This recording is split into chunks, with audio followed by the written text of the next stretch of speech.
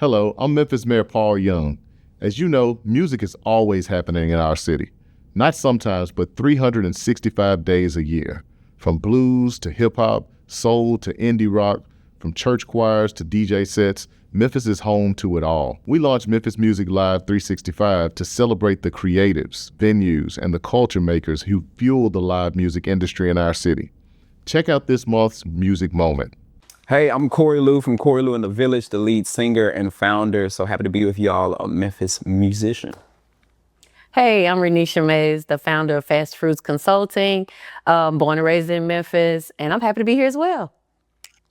And I'm James Alexander, the leader of the Barcades, and this is my neighborhood, and I'm happy to be here as well. So, James, I can start. I'm gonna ask you the first question.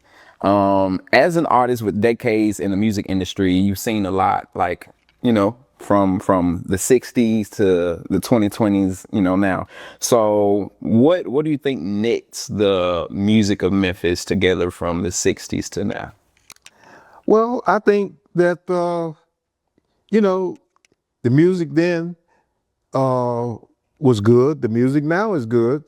The difference between the music then and the music now is, just from my observation, I think that, we've talked about this a lot. I think the people need to really learn how to work together more than anything around here because, it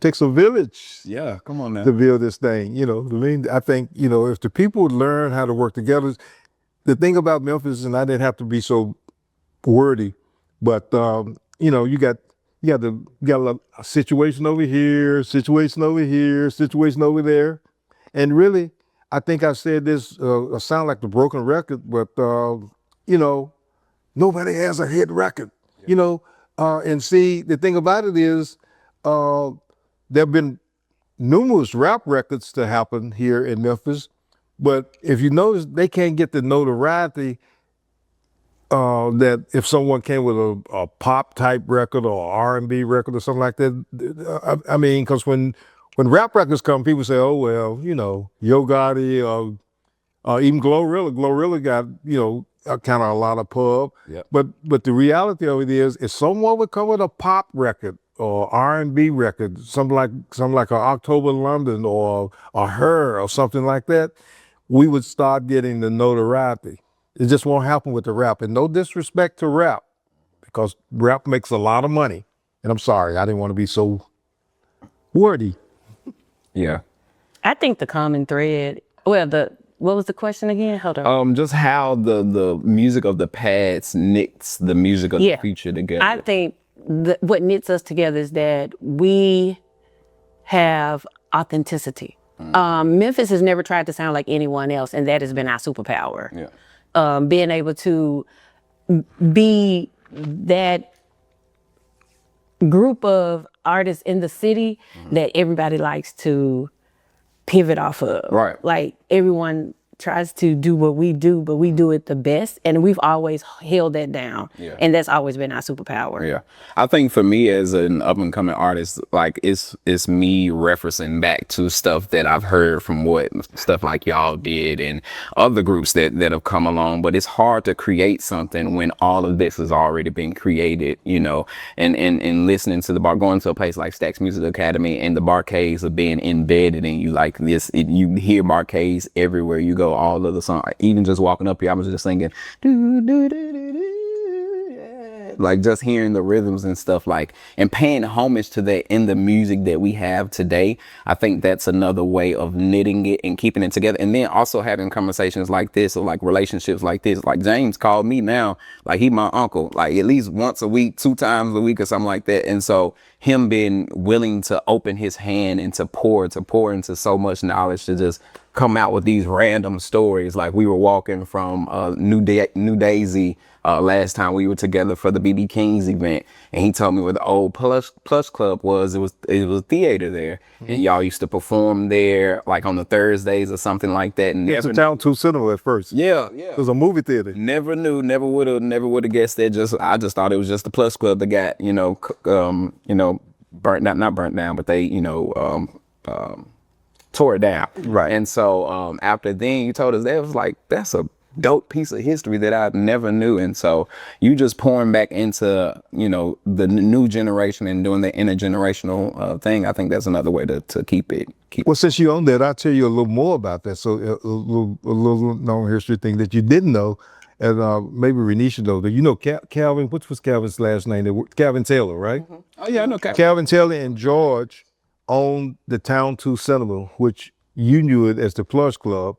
But after it was the Plush Club, it was J Max. You know, J Max was Never knew. big time, you know, drug dealer here in Memphis. Okay. And he called it J Max. And then, you know, for those who don't know about J Max, if you know about Marjorie Harvey, I don't know what her last name was before she was Harvey, but they were married and that whole story. Yeah. So it's been several different things. Yeah. So you always dropping some type of tidbit in there. Yeah. Always something. Well, the next question was, what do you admire about different eras? What excites you today? For me, and this is just my personal experience, is the musicianship and the mentorship. Like, I wouldn't be where I am in my career if it wasn't for mentorship that I got when doors opened up for me when I became an intern for the Barcades. Like, I became an intern for the Barcades when I was in college, and I'm still here 17 years later working with them. So it was like that mentorship to allow me to book shows, work with major artists, tour with them, kind of get inside. And even when James allowed me to look at their catalog of all their music and understand sound exchange, understanding how royalties work, I mean, he allowed me to just log into their database. And then he taught me about radio, like media base, how music streams, and what's the importance around getting your song to a #1 on Billboard, and how that transitions into booking shows, like getting opportunities to be booked. Like, I learned all that through mentorship that landed me a job to now be his business manager. Yeah. So that's one thing that I admire about the generational work. You know, and as a woman being in an industry that's male led, dominant, and them just kind of saying, hey, let's work together. We're gonna respect you. We respect the game, and it's been good. So James, how does it feel like with you hearing that and knowing that you're in Soulsville, a place where you've like done so much, you know, so much work, you've laid a lot of different seeds right over there, you know, and the address now is 926 East Macklemore. Was it 926 East Macklemore back?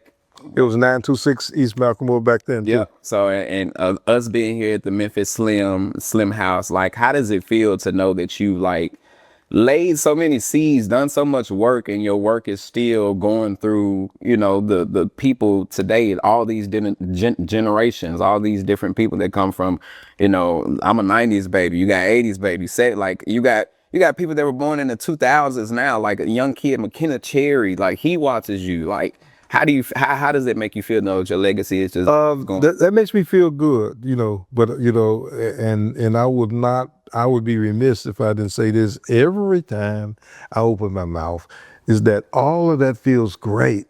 But, you know, the end game is for whether we do it collectively or individually or whatever, somebody has to come out with a record that goes all the way to the top. Yeah. Okay? Yeah, I got you. Yeah. So we got to do that. I mean, but hey, everything that you said, all of that stuff feels great. Yeah. But I be saying, oh, great. I mean, you know.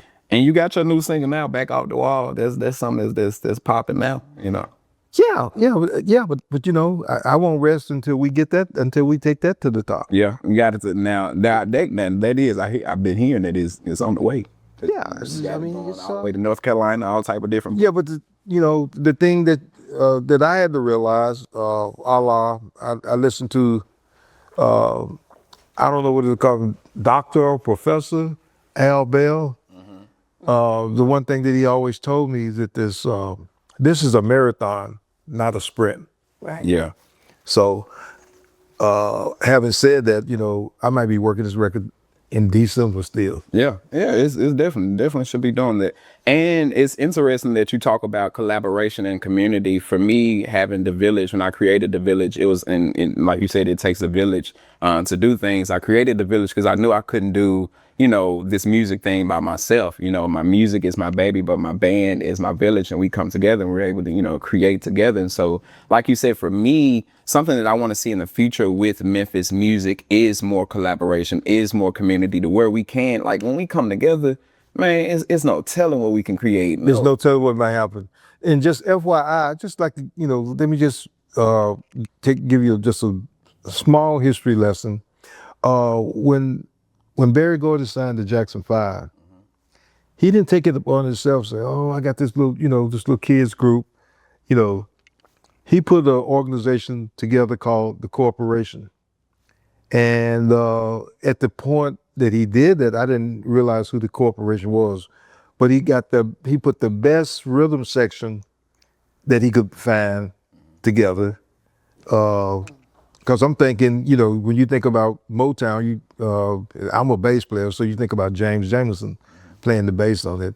But no, he moved the Jacksons to California, and he put an organization called the Corporation together. And they put some of the best writers, the best producers, the best musicians, and they went in the studio and they recorded, I think they recorded 5 or 6 songs. Yeah. And out of that 5 or 6 songs, 4 of them went to #1, starting out with I Want You Back, and then ABC. And I think the last #1 was I'll Be There. Yeah. That was the last #1, which was written by Willie Hutch. But a lot of people didn't know I that. did not know that was written by Willie Hutch. Yeah. You just gave me a whole little snap fact there. Yeah. So I'm saying that, all you have to do is go back and look what your elders did, how they came about doing stuff. It's just like over at Stax, when Otis Redding came in to record, they put the best set of musicians together.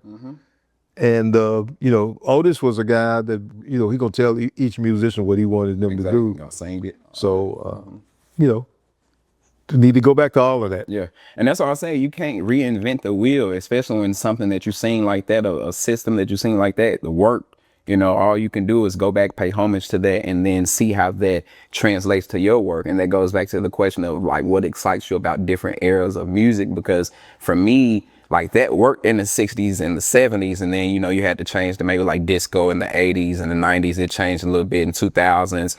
The music's changed, and now you got like people like Bruno Mars is still doing funk and soul, but he's doing it in his own 2020s way, but still paying homage to y'all, where it sounds just like the music of that time. So it's interesting to me of how like you can't reinvent the wheel. You have to pay homage to the system and what the stuff that y'all, and that's even the same way that we do at the village. Like we come in, we have our musicians, we create on the spot, we may hear something, we sing it to each other, and then we just go off it like that. And then that's what some of the best music, that's what some of the best times are created in that. So a big learning curve for me was living between, I'm talking about right smack dab in the middle between Stax on this end and 4 or 5 blocks going to the southwest was high.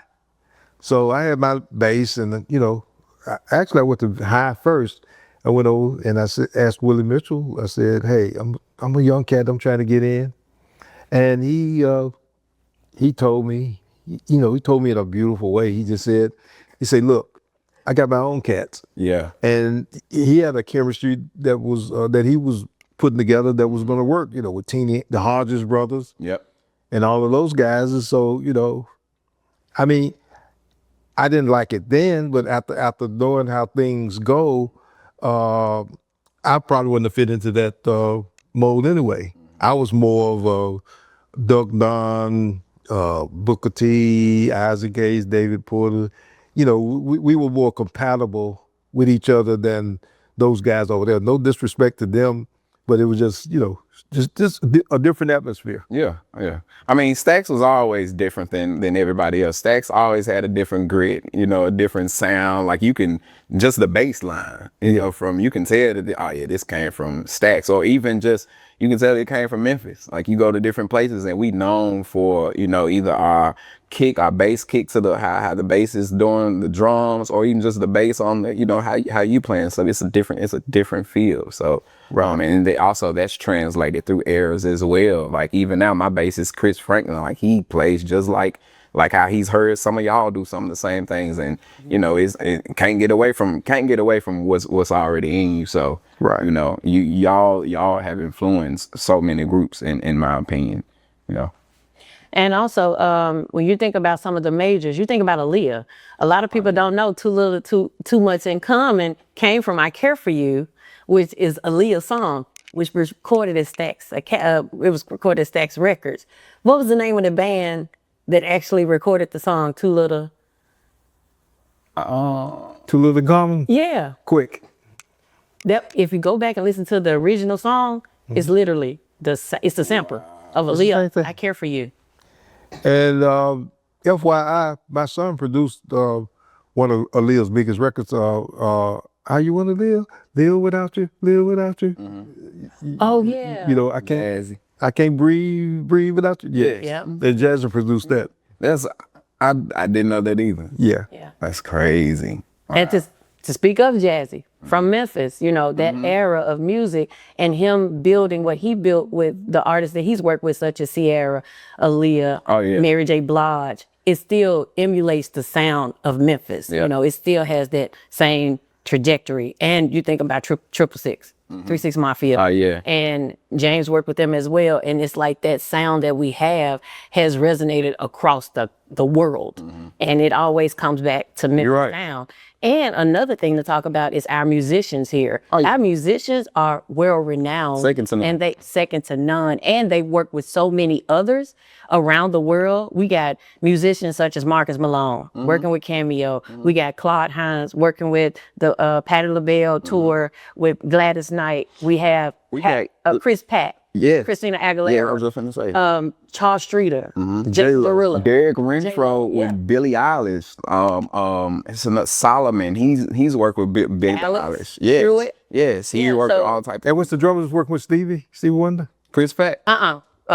Stanley Randolph. Oh, Stanley Randolph. Yeah. Played drums for him. Even did you say Charles Streeter? Yeah. I did. Yeah. Oh, yeah. Like it's J-Lo. so many. But to say that, like you said, the concept is still there. Like the proof of concept is there. So if we were to bring all that musicianship back here, get into a studio or build some type of incubator or infrastructure that could get us to build these catalogs, these songs, and work together and collaborate, we could get that hit out of there. Because one thing me and Corey's been talking about is I've done my research when it comes to looking at this newer generation on how is it that they built songs that's going #1, or, you know, they're winning Grammys, or they're just mainstream and they're collecting royalties. They have catalogs. Right. They've been doing the work before they actually were majors. So you're looking at artists that's got 12, 20 albums, mixtapes, a lot to choose from, but also it's a numbers game, and we know that. So you know that when you have that foundation, then yes, you have enough to choose from. And I think that's where the music scene for Memphis needs to pivot, and it's specifically for us, the Village speaking. Like we're about to release our debut EP called "It Takes a Village to Raise a Child." Like going back to original music, like it's great to, don't get me wrong, playing y'all music is fun. I love playing Holy Ghost. I love playing all y'all music and stuff. But to be able to play your own original music and to try to get that #1 hit, like you said, is the ultimate goal. And if we, you know, were to come together as, you know, a city or just whoever to be able to get that, I think that we'll be able to just, again, show the world how powerful Memphis is when we come together. And Memphis, like you said, is not a circle or space creatively that, you know, across the world that you probably won't find a Memphian in, even internationally. And even, you know, like the the recognition or the appreciation for Memphis music internationally is so much greater over there than it even is in the States, because they don't even get, you know, the Memphis music as much as we do. But because when we walk out our doors, you know, we can hear somebody playing a saxophone, or we can hear somebody singing, or we can sing ourselves. Like, Memphis is saturated with talent.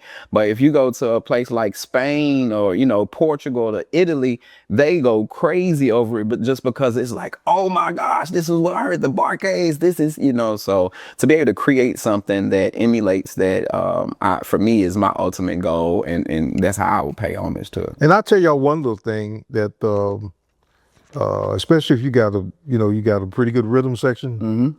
One thing, you know, because if you're a writer or if you're a creator, I have not talked to no creator that don't at some point in time have writer's block. I mean, sometimes you just have a point where you just can't come up with nothing. Yeah, it may take days. Huh? It may take days. Yeah, it may come up with nothing. I mean, I was talking to Babyface, and he have writer's block. You know, you just throw that out there. Yeah, I'm just talking to Babyface. yeah, writer's block. So here's what we used to do when that comes up.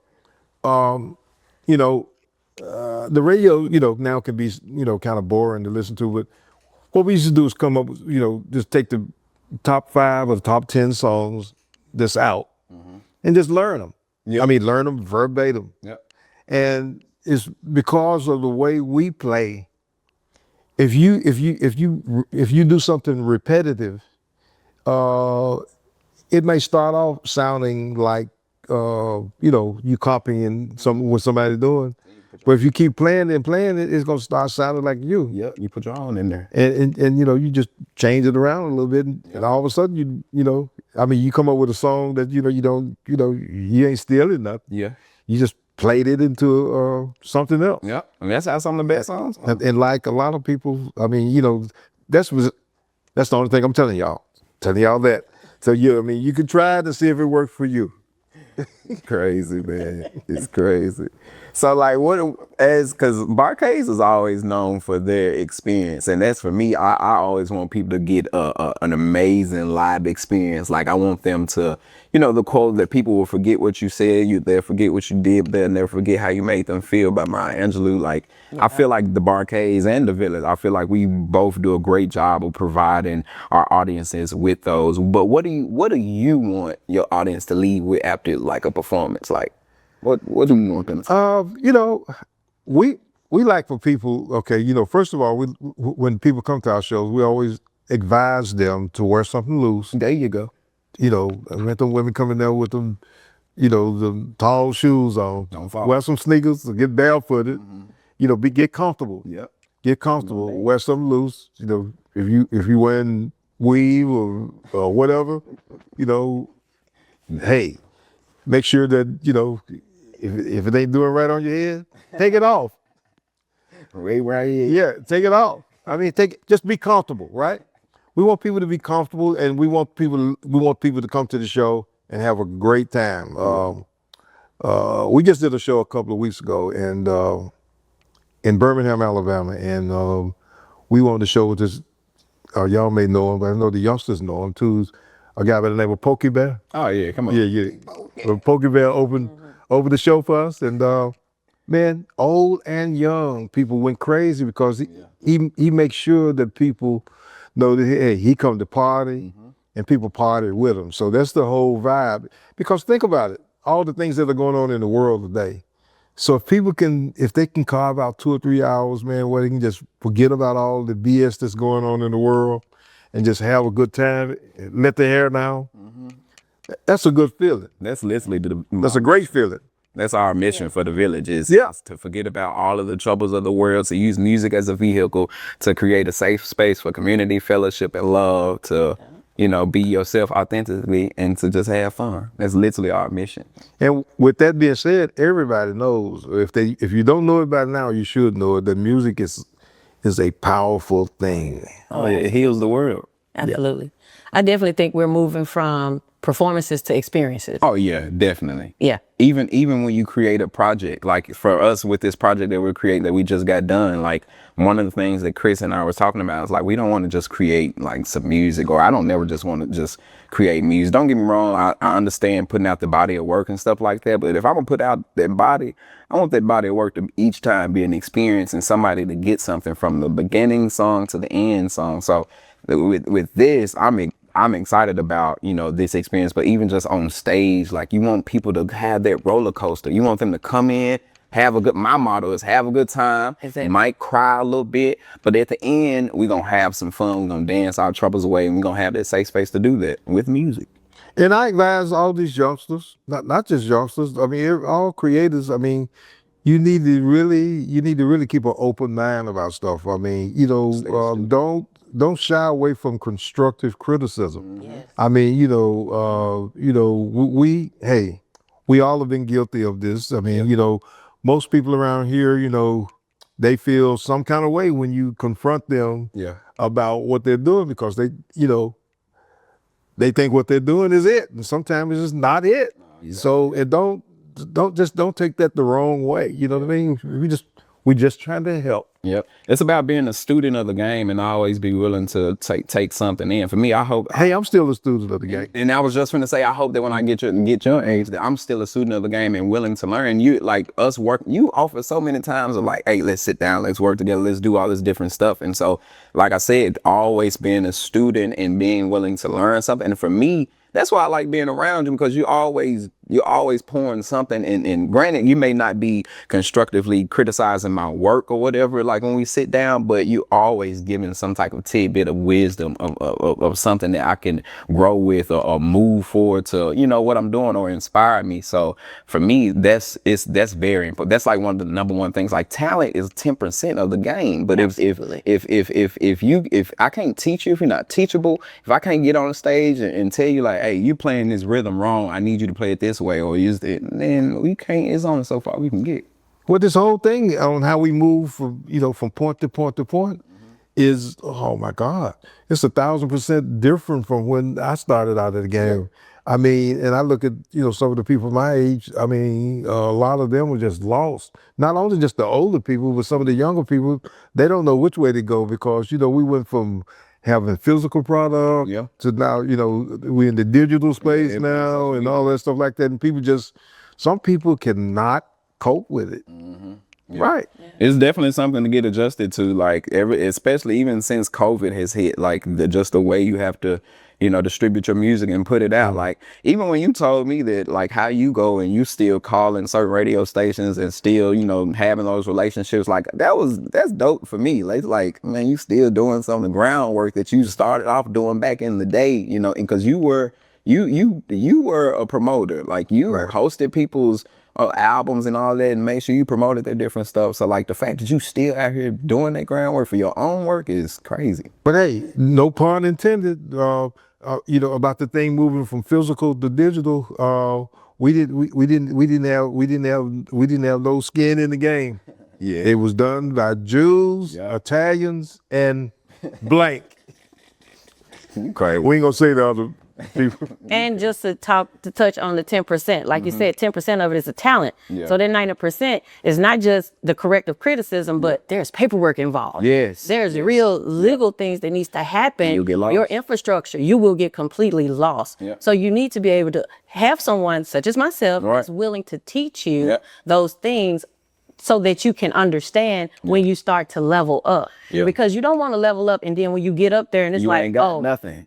Nothing. No, you did not set up your business. You didn't set up anything. And now you're fumbling and trying to figure out, okay, how am I going to do this? How am I going to do this? Or why didn't I get that opportunity? Because you did not have your paperwork and your processes in order to get that opportunity. So I understand when people say, I want my music synced. I want my music this and I want it that. I want this opportunity. But if you don't do that groundwork, you don't get that opportunity. So you need to know what that looks like. And that's something, look, we had to do that.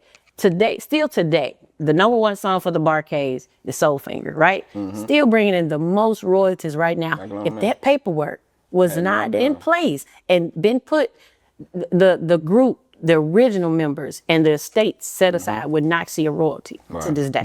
Right. That song was created in what year? 1967.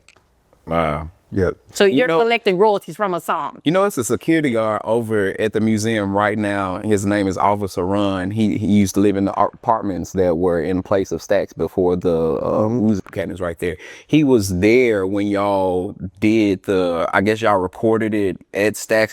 Y'all brought kids or something from across the street or whatever to do the soul finger, all the different So he was on that? He was one of the kids that was on there. Oh, wow. All the That was time. orchestrated by David Porter. Yes, he said David Porter came across the street and got us, and he was one of the kids that sang Soul Finger, and I was like, man, that's so cool. But like you said, to go back to the contracts and stuff like that, just hearing so many stories of how artists, got taken advantage of. I didn't want to be like, I'm in the process of just doing some things right now. That's why I reached out to you, like of like, hey, what does this look like? How does this go? Like, does this work for us? Like, is this something that I should, move forward with? And that it's important to have people in your corner that you can trust and depend on to like be able to decipher and look through those different things, because it's some crazy sticky stuff out here that'll get you caught up in some situations. Absolutely. And you'll look up 5-10 years and like you said, you'll be out here performing, moving and grooving, but